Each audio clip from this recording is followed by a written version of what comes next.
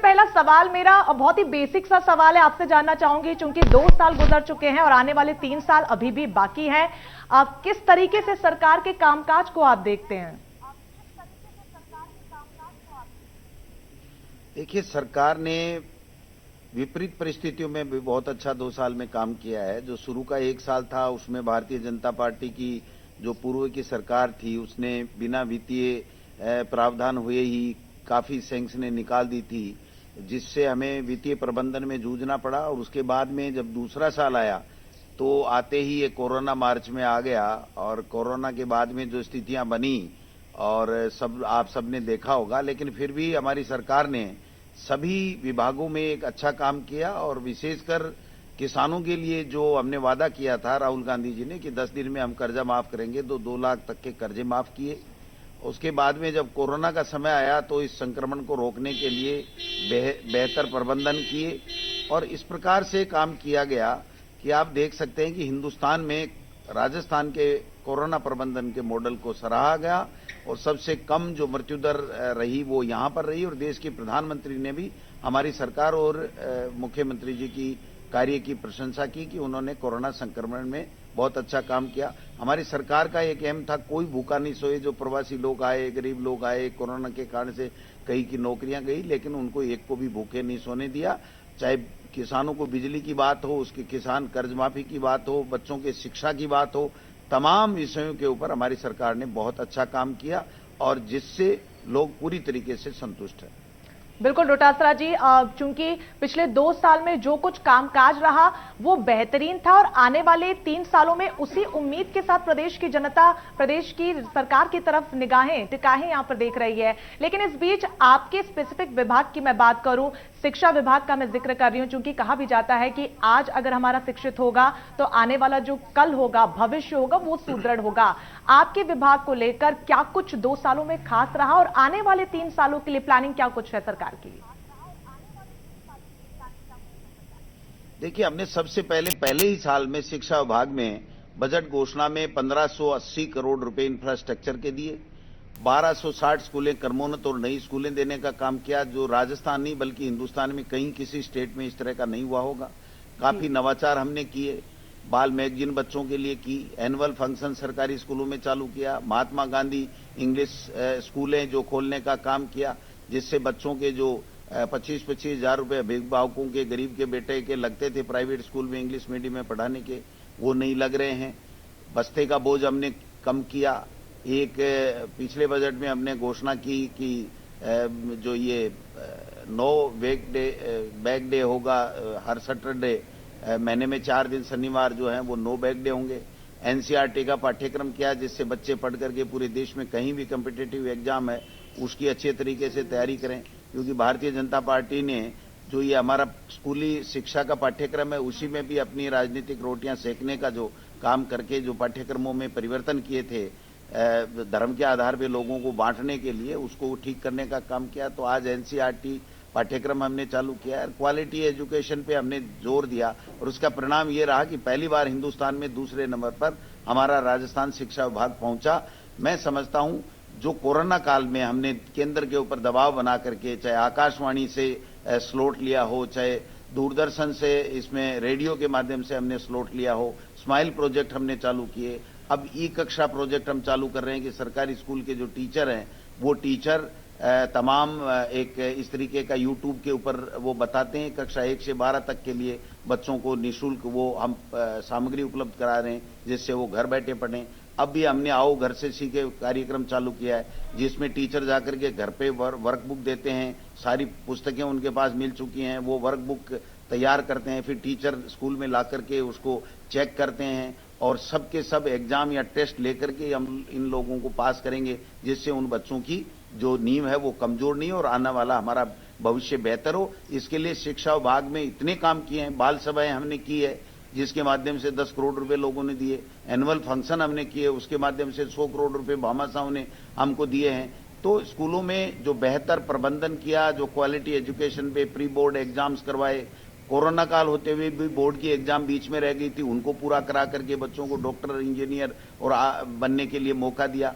तो निश्चित रूप से एजुकेशन विभाग में इतना शानदार काम हुआ इस 2 साल में कोरोना काल होते हुए भी एक भी बच्चे के भविष्य के ऊपर हमने प्रश्नवाचक चिन्ह नहीं लगने दिया। ये हमारी सरकार की बहुत बड़ी उपलब्धि। जी गोविंद जी, बिल्कुल है। लेकिन कोरोना काल में सबसे ज्यादा परेशानियां अगर सर किसी की रही है तो वो जो कॉम्पिटिटिव एग्जाम्स जो छात्र छात्राएं लिखते हैं उनके लिए, क्योंकि बेसब्री से वो इंतजार कर रहे थे कि परीक्षा की तारीखों का ऐलान होगा, परीक्षाएं देंगे, फिर रिजल्ट आएगा, नौकरियां लगेंगी। लेकिन कोरोना काल में जिस तरीके से परेशानियां सामने आई, स्कूल कॉलेजेस बंद हो गए, तमाम जो डेट्स थी वो स्थगित कर दी गई। ऐसे में रीट परीक्षा का अगर मैं जिक्र करूं तो रीट परीक्षाओं की तारीखों का जल्द ही ऐलान होना है। कब तक सर हो सकता है? छात्रों के लिए खुशखबरी कब तक मिल सकती है? देखिए, जो विरासत में हमको छोड़ के गए थे अधूरी भर्तियां, उस 3rd ग्रेड की भर्ती को हमने सबसे पहले पूरा किया। फिर 10वीं के हेडमास्टर जो प्रधानाध्यापक हैं उनकी भर्ती को हमने पूरा किया। व्याख्याता की 5000 की भर्ती को हमने पूरा किया, उसके रिजल्ट आ रहे हैं, कुछ ही दिनों में हो जाएंगे। 9500 2nd ग्रेड के टीचर जो थे उनकी भर्ती को पूरा करके हमने उनको नियुक्ति प्रदान करने का काम किया। 31,000 रीट के लिए माननीय मुख्यमंत्री जी संभवतः कल डेट का ऐलान करेंगे, जिसमें तय हो जाएगा कि कितने तारीख को होगा। तो कोरोना ने हम सबको परेशान किया, लेकिन बेरोजगारों के साथ में हमारी सरकार न्याय के लिए खड़ी है, उनके भविष्य के लिए, बेहतरी के लिए काम कर रही है। और मुख्यमंत्री जी ने आगे बढ़ करके ये कहा कि कानून अलाउ नहीं करता, फिर भी हम वेटिंग लिस्ट जो 3rd ग्रेड की L1 और L2 की है उसको भी हम निकालेंगे। उसकी तैयारी पूरी कर ली है, 15 दिन के अंदर अंदर हम उसका रिजल्ट निकाल करके उसको भी आगे बढ़ाने का काम करेंगे। अन्य जितनी भी नौकरियां हैं उसके ऊपर फोकस हमारा है। और जो समसा जो हमारा प्रोजेक्ट है समसा, उसके माध्यम से जितने भी हमने जो वैकेंसीज मॉडल स्कूलों में थी या इंग्लिश स्कूलों में थी, उसको भी हमने कोरोना काल में केवल ऑनलाइन उनका इंटरव्यू लेकर के शिक्षकों की भर्ती करने का काम किया है। तो सारी चीजें बेहतर करने का प्रयास कर रहे हैं। और अब कोरोना काल, कुछ कोरोना कम हुआ है, लेकिन फिर भी हमारी सरकार ने यह तय कर लिया है रीट की जो स्थिरताएं जो देनी थी, जो मार्क्स वगैरह में, उसके लिए गजट नोटिफिकेशन हो गया है। और कल माननीय मुख्यमंत्री जी संभवतः 2 साल की इस वर्षगांठ के ऊपर जो सरकारी कार्यक्रम होगा उसमें आगे के लिए घोषणा करेंगे। तो मैं समझता हूं ये सारी चीजें बच्चों की बेहतरी के लिए, चाहे शिक्षित बेरोजगार हों उनके लिए, जो बच्चे पढ़ रहे हैं स्कूली शिक्षा में उनके अच्छे के लिए सारी योजनाएं और सारे कार्यक्रम चल रहे हैं। और पूरे देश में हमारे राजस्थान के एजुकेशन मॉडल को सराहा जा रहा है कि ई कक्षा का जो हमने लॉन्चिंग की है, यूट्यूब के ऊपर 1 से लेकर 12 तक के बच्चे अपने पाठ्यक्रम को देख सकते हैं। तो और टीचर से सीधा सवाल भी कर सकते हैं, 2 वे सिस्टम कर दिया कि वो सवाल भी कर सकते हैं, देख भी पढ़ भी सकते हैं। तो ये पूरे एनसीईआरटी ने, मानव संसाधन मंत्रालय ने भी हमको कहा है कि ये मॉडल आपका हमारे को भेजिए, हम पूरे हिंदुस्तान में इसको लागू करें। बिल्कुल, न सिर्फ छात्र छात्राओं के लिए बड़ी सौगात यहां पर आपकी सरकार लेकर आने वाली है, लेकिन कल ही बड़ी घोषणा की गई चिकित्सकों की भर्ती को लेकर भी कि आने वाले 2 सप्ताह में उनको भी सरकारी पदों पर यहां पर भर्तियां की जाएंगी। बड़ा तोहफा चिकित्सकों के लिए, क्योंकि कोरोना काल में जिस तरीके का साथ डॉक्टर्स ने दिया है शायद ही किसी ने दिया होगा।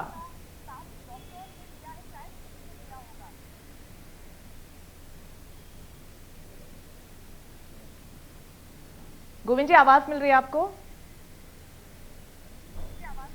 जी जी, बताइए। बिल्कुल, मैं जिक्र कर रही थी डॉक्टर्स का। हालांकि छात्र छात्राओं के लिए तो आप बहुत सी स्कीम्स लेकर आ रहे हैं, रिक्त जो पद है उनको भरने की कवायद शुरू हो चुकी है। डॉक्टर्स को लेकर भी, चिकित्सकों को भी लेकर एक बड़ा तोहफा यहां पर प्रदेश सरकार देने वाली। आने वाले 2 सप्ताह में उनकी भर्तियों को लेकर भी खबर सामने आ रही है। बिल्कुल बिल्कुल, 2000 डॉक्टर्स की नियुक्ति कर रहे हैं। और जो कोरोना वॉरियर्स हमारे चिकित्सा विभाग के थे उनके लिए, चाहे बीमा की बात हो, चाहे उनके किसी कारण से डेथ होने पे, चाहे पैसे देने की, उसको कंपनसेशन देने की बात हो, और नई भर्तियां एएनएम की आपको पता 8000 भर्तियां हम कर चुके हैं, उनकी काउंसलिंग अब हो रही है। एक दफा अस्थायी जो पोस्टिंग उनको दे दी गई है, अब काउंसलिंग के माध्यम से हम लोग उनको मेरिट के हिसाब से देंगे। 2000 जो डॉक्टर हैं उनकी भी मैं समझता हूं इसी दिसंबर के माह में भी नियुक्ति चिकित्सा मंत्री जी और मुख्यमंत्री जी देंगे। तो चिकित्सा का क्षेत्र हो, चाहे बिजली का क्षेत्र हो, चाहे पानी का क्षेत्र हो, बिजली के क्षेत्र में भी हमारी सरकार ने, आप देखिए कि वीसीआर में 20% के ऊपर किसान आ सकता है। एक बहुत बड़ा फैसला किसानों के लिए हमारी सरकार ने किया है कि जो ट्यूबवेल 2011 के बाद में नहीं खोद सकते थे पीने और एग्रीकल्चर के लिए, उसकी भी छूट हमारी सरकार के द्वारा दे दी गई है। जन सुनवाई भी लोगों की वहीं पर फील्ड में ही होकर के ब्लॉक लेवल पे या पंचायत लेवल पे हो, इसके लिए भी कैबिनेट में अप्रूवल मिल चुका है, जिसमें एमएलए, एमपी और सारे प्रभारी मंत्री वगैरह जाएंगे। तो निश्चित रूप से जनता की भी सुन रही है, सभी वर्गों के लिए काम भी कर रही है, कोरोना का बेहतर प्रबंधन भी कर रही है और विपरीत परिस्थितियों के बावजूद, विपरीत इसलिए कि भारतीय जनता पार्टी की केंद्र की सरकार हमारी चुनी हुई सरकार को गिराने का षड्यंत्र रच रही है, फिर भी हम लोग बेहतर काम कर रहे हैं।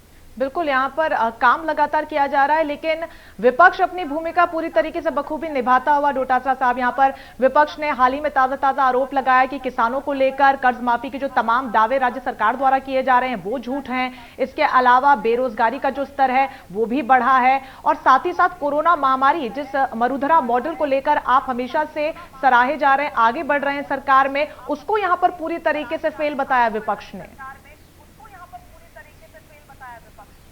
आप देखिए, किसानों के एक भी संगठन ने या एक किसान ने मांग की नहीं की, जबकि उद्योगपतियों के लिए 3 काले कानून लाए गए। कृषि राज्य का विषय होते हुए भी जानबूझ के ये 3 ऐसे बिल जिससे एमएसपी खत्म हो जाए, मंडी व्यवस्था खत्म हो जाए, कालाबाजारी बढ़ जाए, बड़े उद्योगपतियों को फायदा हो जाए, किसान अपनी उपज के ऊपर जो है वो मालिक नहीं रह सके, उसकी उपज पे उद्योगपतियों का डाका डलवाने का प्रयास किया गया। हमारी सरकार ने राजस्थान की विधानसभा में 3 कानून जो किसान को इन कानूनों से नुकसान नहीं हो वो लाए गए, उनको महामहिम राज्यपाल के यहाँ रोक दिया गया है। तो आप बताइए, किसान आज दिल्ली में धरने पे क्यों है? मोदी जी आज 1 महीने बाद में भी आंख मूंदे क्यों बैठे हैं? क्यों अमित शाह जी बार बार कर रहे हैं? अब सुप्रीम कोर्ट का सहारा लेना चाहते हैं। आप बताइए कि मोदी जी जो 7 साल से बने हैं, किसान की आमदनी दोगुनी करने की बात कर रहे थे, किसान को लागत का 50% मुनाफा देने की बात कर रहे थे, जो एमएसपी अनिवार्य रूप से कानून में लाने की बात मनमोहन सिंह जी प्रधानमंत्री जी को मोदी जी लिख चुके थे, खुद गुजरात के मुख्यमंत्री रहते हुए, तो आज वो बातें कहां हवा हवाई हो गई? वो उसका जवाब जनता जानना चाहती है और जनता तैयार खड़ी है आने वाले दिनों में। आज किसान नोटबंदी के वक्त भी लोग आत्महत्याएं कर रहे थे, खत्म हो रहे थे, उसके बाद में जो ये स्थितियां बनी है, कोरोना काल में भी नमस्ते ट्रंप कर रहे थे और उस वक्त कोरोना आ गया, मध्य प्रदेश की सरकार को गिरा रहे थे, उस वक्त कोरोना आ गया, उस पर ध्यान नहीं दिया, राज्यों के भरोसे छोड़ दिया, राज्यों का जीएसटी का पैसा नहीं दे रहे हैं। तो प्रधानमंत्री जी केवल और केवल ब्रांडिंग का काम करते हैं, काम नहीं करते हैं। एक भी वादा प्रधानमंत्री ने बेरोजगारों को 1 साल में 2 करोड़ नौकरी देने का अगर कोई वादा पूरा किया हो तो बता दीजिए, किसानों से वादा किया वो पूरा किया हो तो बता दीजिए, और किसी भी क्षेत्र में उन्होंने अगर कोई काम बेहतर किया हो तो बता दीजिए। केवल अच्छे महंगे कपड़े पहनना, अच्छे सूट पहनना, अच्छे विदेशों के प्रधानमंत्री और राष्ट्रपतियों को मित्र बनाना, इससे काम नहीं चलने वाला है। इस देश का किसान पूछना चाहता है कि मोदी जी, हम दिल्ली में घेरा डाले बैठे हैं, हमको आप घेर के बैठे हो, आप हमारी बात सुनते क्यों नहीं है? 14 संशोधन करने के लिए तैयार हो गए तो इस बिलों को, 3 बिलों को वापस क्यों नहीं ले लेते?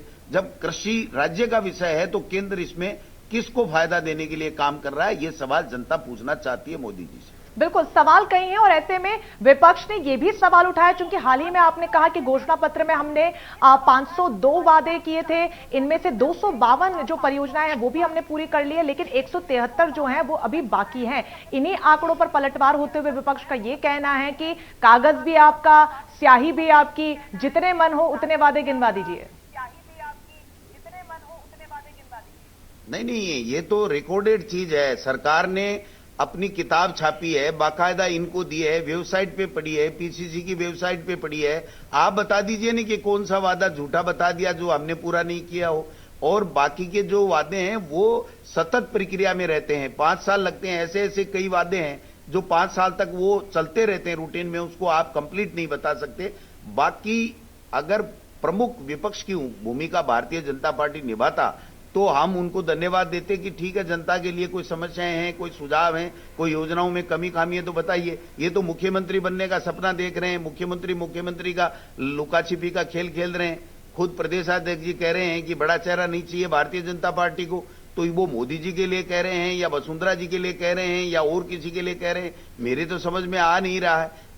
सतीश पूनिया जी और कटारिया जी बोलते हैं, उससे पहले तो राजेंद्र जी राठौड़ उन दोनों के ऊपर बोल देते हैं। तो आप समझिए 7-7, 8-8 मुख्यमंत्री के चेहरे बनकर के और राजस्थान की जनता को गुमराह कर रहे हैं। उनको चाहिए कि वो विपक्ष की भूमिका निभाएं और अगर कोई कमी खामी सरकार के कार्यकाल में रहती है तो उसको बताएं। अगर वो कोई सुझाव देना चाहते हैं, कोई योजनाओं में कमियां हैं तो वो बताएं, जनता की समस्याओं को सरकार के द्वार तक पहुंचाएं। यही तो विपक्षी पार्टी का धर्म होता है। हम तो केवल 21 थे इनके सामने पिछली बार, हमने इनको घेर के रखा है, इनमें से कोई बोलता है क्या?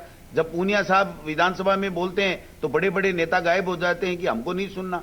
तो आप समझिए ये चीजें क्या दर्शित करती हैं, इनका ईगो एम है, वो ये केवल वही काम कर रहा है, बाकी राजस्थान के लिए इनकी तरफ से विपक्ष की भूमिका नहीं अदा की जाए। लेकिन डोटासरा साहब, इस बीच पूर्व मुख्यमंत्री वसुंधरा राजे सिंधिया ने तो ये भी कह दिया है कि पिछले 7 दशकों में अब तक ऐसी सरकार नहीं आई और ये सरकार पूरी तरीके से अदृश्य है, न सिर्फ प्रदेश की जनता के लिए बल्कि खुद इनके कार्यकर्ताओं के लिए।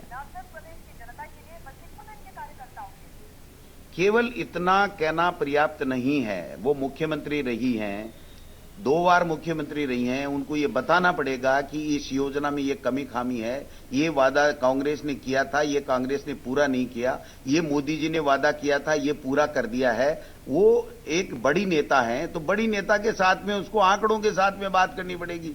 हमने निकम्मी सरकार नहीं देखी, हमने तो कहते हैं कि केंद्र में ऐसी महानिकम्मी सरकार हमने नहीं देखी, ये कहने मात्र से पर्याप्त नहीं होता। हम कह दें, हम तो आंकड़े बता रहे हैं कि कहां 15 लाख का वादा जो हर के खाते में आना था, कहां 2 करोड़ की प्रतिवर्ष नौकरियां थी, कहां जो किसान है उसकी डबल इनकम की बात थी, कहां उसकी लागत का 50% मुनाफा की बात थी, कहां पर ये सारी चीजें कहां हैं? किसान के साथ में तो आपने एनडीए प्रथम में भी धोखा करने की कुचेष्टा की थी। आप बताइए, जो भूमि अधिग्रहण कानून सर्वसम्मति से पारित हुआ था उसमें बीजेपी भी थी, एनडीए गवर्नमेंट भी थी, वो भी वापस से उसको परिवर्तन करना चाहती थी। ये तो राहुल गांधी जी किसानों के साथ खड़े हो गए और कांग्रेस पार्टी ने संघर्ष किया, जिससे किसानों के साथ में विश्वासघात होने से बचा। और आज भी देख लीजिए, कांग्रेस पार्टी, राहुल गांधी बराबर कह रहे हैं कि किसान की क्यों नहीं सुनते हो, कब सुनोगे आप?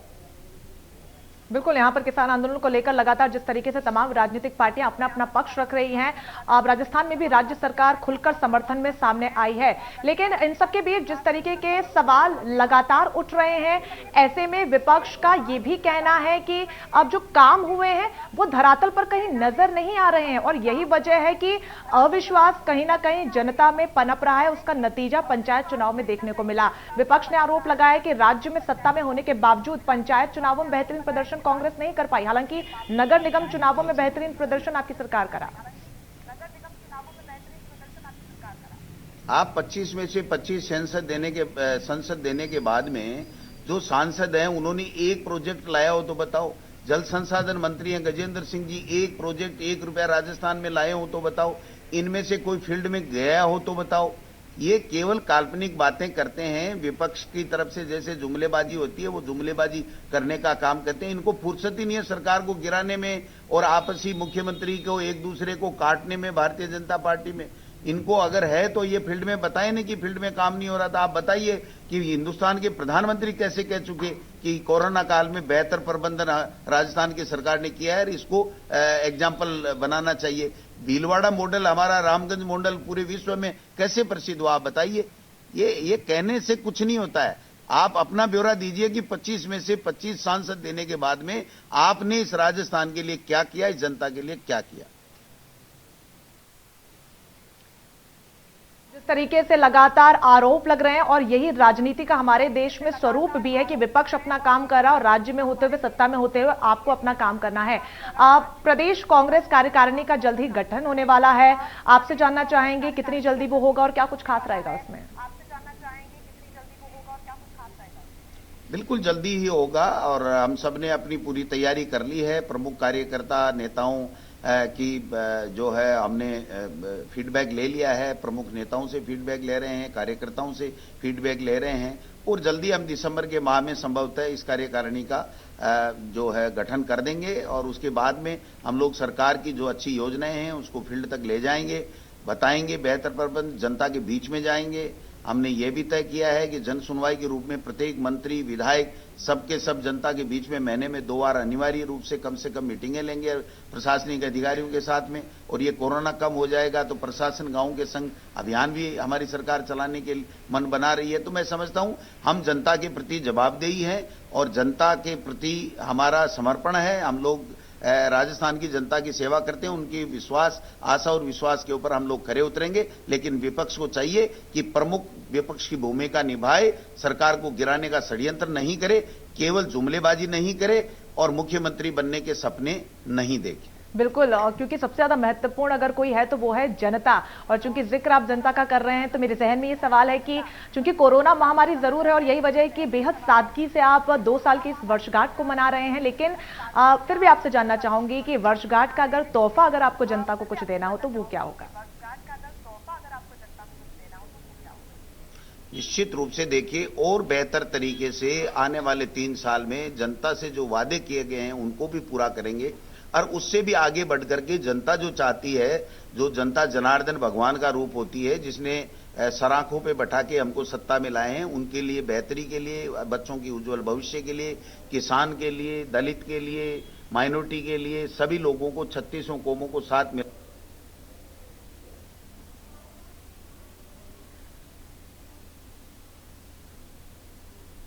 गोविंद सिंह डोटासरा से खास बातचीत हम कर रहे थे। उन्होंने बताया कि पिछले 2 साल में राज्य में क्या कुछ काम हुए हैं, जनता के लिए कौन कौन सी परियोजनाएं हैं वो लेकर आए हैं। बता दें कुल 502 घोषणाएं उन्होंने की थी परियोजना की, और इस बीच उन्होंने 252 परियोजनाओं को पूरा भी किया है और मात्र 173 परियोजनाएं जो हैं वो लंबित हैं और जल्द ही पूरी कर ली जाएगी। तो कुल 2 साल का जो लेखा जोखा रहा वो रिपोर्ट कार्ड क्या कुछ कहता है वो भी हम आपको ग्राफिक्स के जरिए बता रहे हैं। और दिन भर आज ई मंथन सुशासन के 2 साल पर इंडिया न्यूज राजस्थान आपके लिए लेकर आया, जहां पर गहलोत सरकार के तमाम मंत्री हमारे साथ जुड़ेंगे, खास बातचीत होगी और हर विभाग का लेखा जोखा आज इंडिया न्यूज राजस्थान ले रहा है। और अभी अभी हमारे साथ पीसीसी चीफ गोविंद सिंह डोटासरा जुड़े और उन्होंने कई महत्वपूर्ण बातों का जिक्र किया। तो यहां पर बातचीत लगातार जारी है। इस बीच कांग्रेस प्रदेश अध्यक्ष और शिक्षा मंत्री गोविंद सिंह डोटासरा साहब हमारे साथ जुड़े। आपका बहुत बहुत शुक्रिया तमाम बातचीत के लिए। बहुत ही बेबाकी से इंडिया न्यूज राजस्थान के तमाम सवालों का उन्होंने जवाब दिया। लेकिन दिन भर ई मंथन आज जारी है। आप बने रहिए हमारे साथ। फिलहाल रुकेंगे एक छोटे से ब्रेक के लिए।